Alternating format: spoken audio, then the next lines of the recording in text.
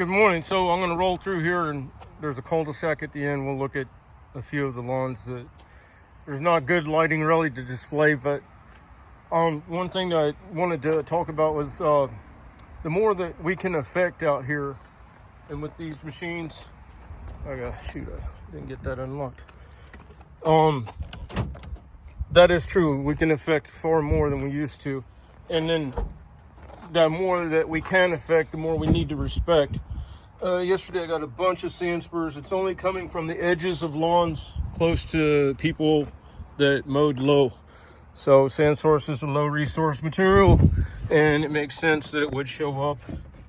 It's always at the edges of beaches, and therefore it's at the edges of my lawns and dirt lawns. So the more you can affect, the more you should respect. This goes towards everything I do is in focus of supporting the soil. And then everything from my perspective, good, bad, or ugly, comes from the condition of that soil. Your food security. So here we got some, but the light may be running the other direction. So we'll just ride through here real quick, and we'll come back the other way. I'm hoping I went to a diagonal on these this time. The grass was becoming trained where it was not responding to the traditional pastoral structure.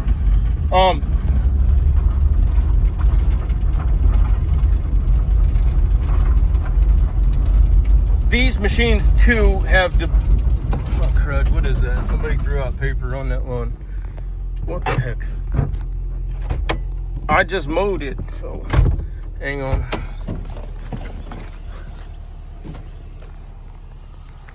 We have the ability on these lawns and on these surfaces to do good, because each mowing should be considered in general a feeding.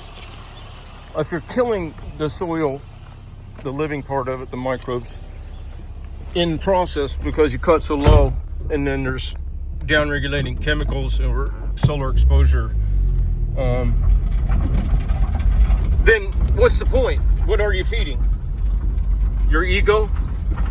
You know, you gotta understand that these lawns are not turf grass. What you're gonna see naturally emerge is not gonna be a turf grass. If you cut low like turf, it doesn't ever create turf grass. Tell me I'm wrong, anybody in the comments. Have you ever seen turf grass emerge naturally just because you mowed like turf grass? Never in the history of man has that happened. So if you can refute that, please do. I would have to have some kind of basis for that. So let's just go back through here.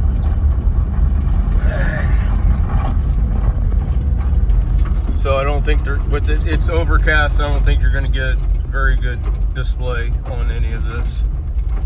But that don't matter, because the lines are not so much about anything other than what it shows where you're at now.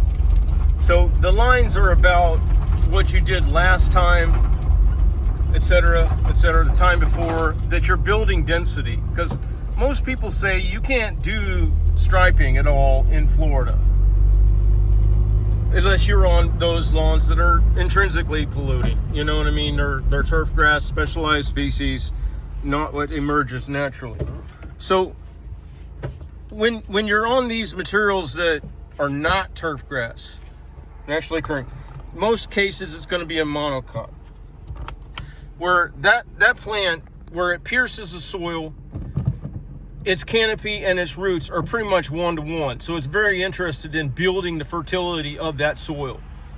To do that, that plant, a monocot, is going to deliver yield when it's in growth season, not when it's not. If you ever mow below yield, you're getting away from the sweet spot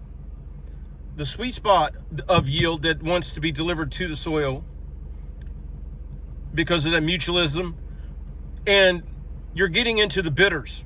Just think of it like that. And if you want to research, look up down regulating gene hormone signaling for blank, blank, blank. They're all the functional components of these plants that help affect weather, our atmospheric gas, our humidity, our regularity of rainfall, our absence and abatement of storms. It's the only plant out there that has the reflexive growth rate so that it takes up the heat of the season.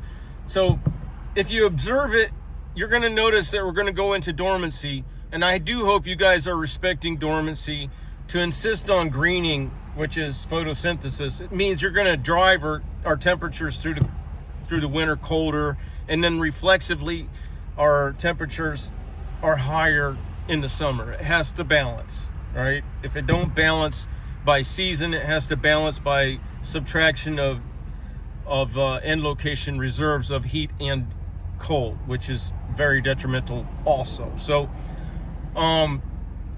do respect the dormancy. If there's no yield to cut, then don't just go lowering the deck, because now you're getting into the bitters, and the bitters are going to cause the soil to die, even if the solar intensity doesn't. So to get the best start for next year, keep it a high cut now. And if there's nothing to cut, don't even drive on it, because the traffic itself causes stress to the lawn. If there's no benefit pattern, then don't engage. This is the way that I've built most of my lawns up. That's how I've built soil out of nothing. And if you don't do anything else with your life, if you build some soil, if you build more soil than you took, then you did something.